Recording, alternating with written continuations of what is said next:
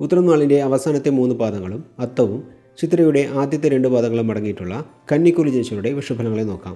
School തലത്തിൽ പഠിക്കുന്ന വിദ്യാർത്ഥികൾക്ക് നന്നായി പഠിക്കാനും പരീക്ഷകളിൽ വിജയം നേടാനും സാധിക്കുന്ന സമയമാണിത്. വിദ്യാഭ്യാസ സംബന്ധമായ യാത്രകൾ, വിദേശ പഠനം എന്നിവയ്ക്കുള്ള അവസരങ്ങളും വന്നു ചേരും. ജോലിയിലുള്ളവർക്ക് മികച്ച രീതിയിൽ പ്രവർത്തിക്കാൻ സാധിക്കും. നിലവിലെ സാമ്പത്തിക പ്രതിസന്ധി നീങ്ങുകയും സാമ്പത്തിക സ്ഥിതി മെച്ചപ്പെടുകയും ചെയ്യും.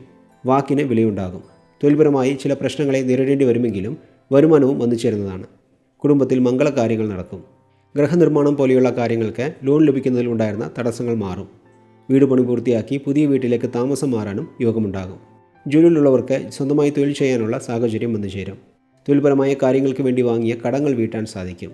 വിവാഹാദി മംഗളകാര്യങ്ങളിൽ ഉണ്ടായിരുന്ന തടസ്സങ്ങൾ മാറും. ജീവിത പങ്കാളിയുമായി ഉണ്ടായിരുന്ന പ്രശ്നങ്ങളും ബന്ധുക്കളുമായി ഉണ്ടായിരുന്ന പ്രശ്നങ്ങളും തൊഴിൽ കൂട്ടാളിയുമായി ഉണ്ടായിരുന്ന പ്രശ്നങ്ങളും പരിഹരിക്കപ്പെടും. കുടുംബാംഗങ്ങളുടെ സഹായ സഹകരണവും ഉണ്ടാകും. മൊത്തത്തിൽ നോക്കുമ്പോൾ വരാൻ പോകുന്ന ഒരു വർഷക്കാലം അനുകൂലമായ ഫലങ്ങളാണ് കന്നിക്കൂറുകാർക്ക് ലഭിക്കുക എന്ന് പറഞ്ഞുകൊണ്ട് കന്നിക്കൂർ ജനിച്ചവരുടെ വിഷുഫലങ്ങളെ ഇവിടെ നിർത്തുന്നു.